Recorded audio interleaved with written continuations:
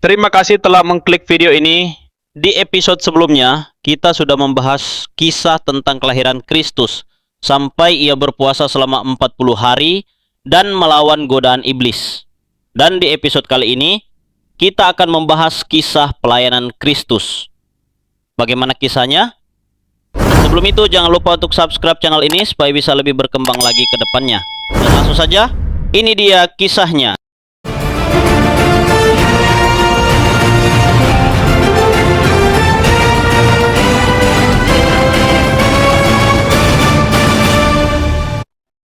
Itulah Mesias. Lihatlah, anak domba Yahweh yang akan menghapus dosa seluruh dunia. Itulah dia yang sudah dibicarakan para nabi. Apa yang akan dia lakukan? Ikutlah Yesus. Tidak bisa meninggalkan gurumu. Aku bukan gurumu. Dialah yang harus makin bertambah, dan aku makin berkurang. Dia benar-benar Mesias, juru selamat dunia. Ikutlah dia. Kami mau ikut guru dan menjadi muridmu. Di mana kamu tinggal? Mari, akan kutunjukkan. Filipus, ikutlah aku. Ya, guru, aku telah menunggumu. Tetapi aku harus mencari Natanael dulu.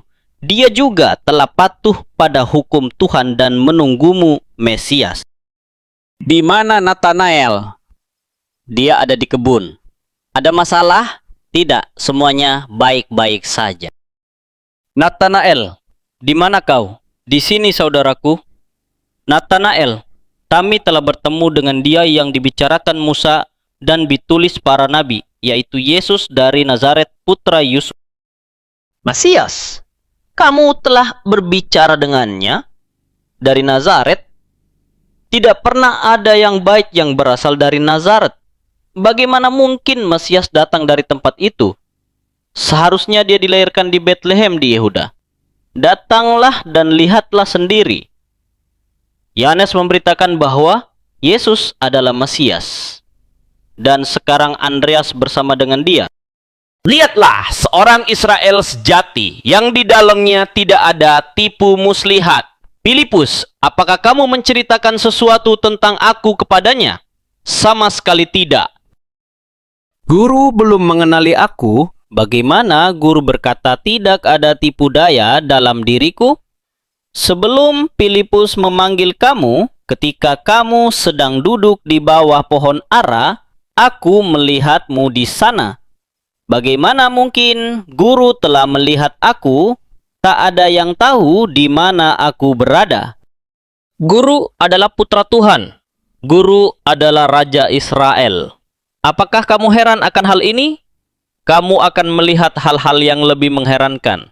Kamu akan melihat langit terbuka dan malaikat-malaikat Tuhan naik turun di atas aku. Mari, ada banyak hal yang harus kita lakukan. Andreas juga pergi mencari saudaranya untuk bercerita tentang Yesus.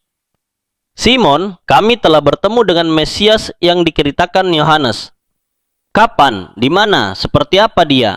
Apakah ada orang-orang lain yang mengikuti dia? Mari kita lihat.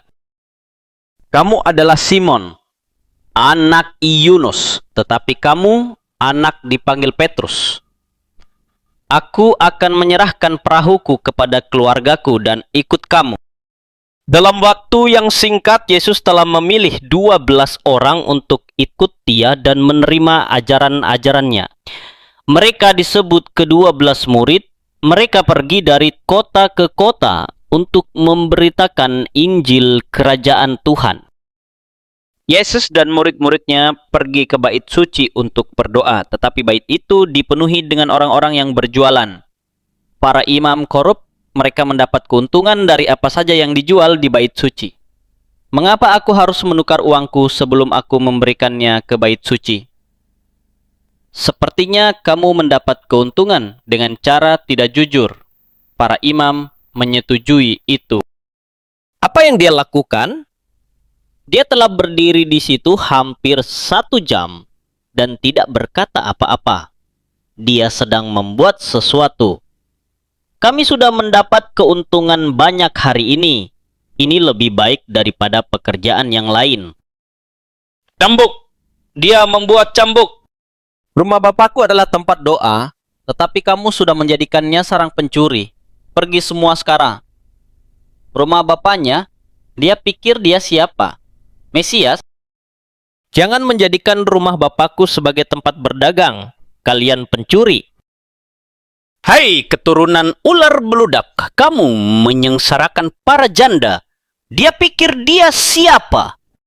Dan berdoa lama sekali dalam kepura-puraan. Kamu tidak mengasihi sesamamu, kamu mengingini uang sesamamu. Nanti waktu datang ke kamu harus mengakui dosa-dosamu.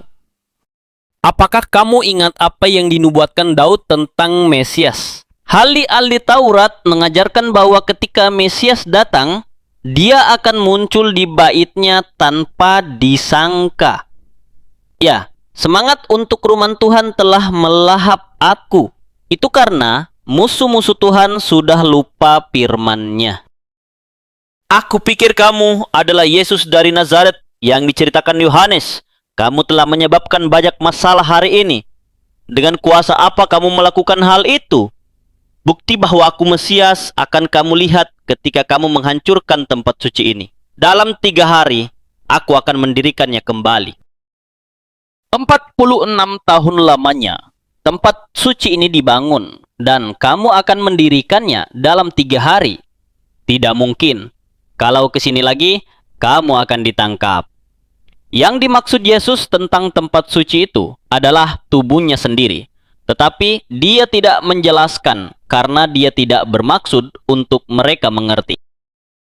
Yesus dan murid-muridnya meninggalkan Yerusalem dan kembali ke utara ke Nazaret, kampung halaman Yesus.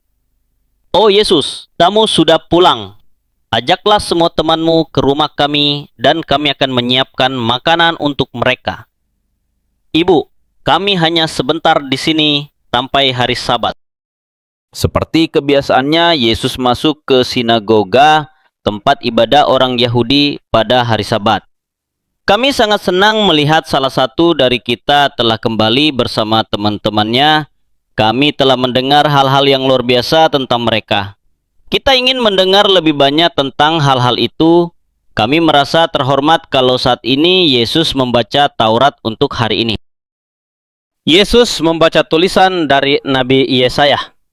Pasal yang tak kenal itu menubuatkan Mesias. Roh Tuhan ada di atasku, karena dia telah mengurapi aku untuk memberitakan Injil kepada orang miskin. Dia telah mengutus aku untuk menyembuhkan orang yang pecah hatinya, untuk memberitakan pembebasan kepada para tawanan, dan mencelikkan orang buta, membebasankan mereka yang tertindas, untuk memberitakan tahun yang diperkenan Tuhan, yaitu waktunya sudah tiba untuk dia membawa keselamatan untuk umatnya. Hari ini nubuat ini digenapi.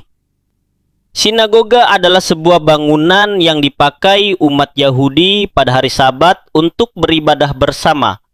Sinagoga juga digunakan untuk kegiatan sosial dan untuk sekolah. Hari Sabat, yaitu hari Sabtu, adalah hari terakhir dalam seminggu, dan hari itu dipandang sebagai hari suci. Pada hari itu mereka beristirahat dari semua pekerjaan. Penghujatan. Kamu hanya anak tukang kayu. Tenanglah, kami akan pergi. Rajam dia. Dia mengaku sebagai Mesias. Yesus dan murid-muridnya pergi ke Kapernaum, sebuah kota di tepi danau di mana beberapa muridnya tinggal. Sekali lagi mereka masuk ke sinagoga. Nabi berkata bahwa Mesias akan menjadi terang untuk bangsa-bangsa selain Israel, dan kepada dia mereka akan percaya. Berbahagialah orang yang suci hatinya, karena dia akan melihat Tuhan. Tuhan tidak menolak siapapun yang datang kepada dia, baik orang Israel maupun bangsa-bangsa lain, yang kudus dan yang benar. Jangan mengganggu kami. Aku tahu siapa engkau. Engkau adalah yang kudus dari Tuhan.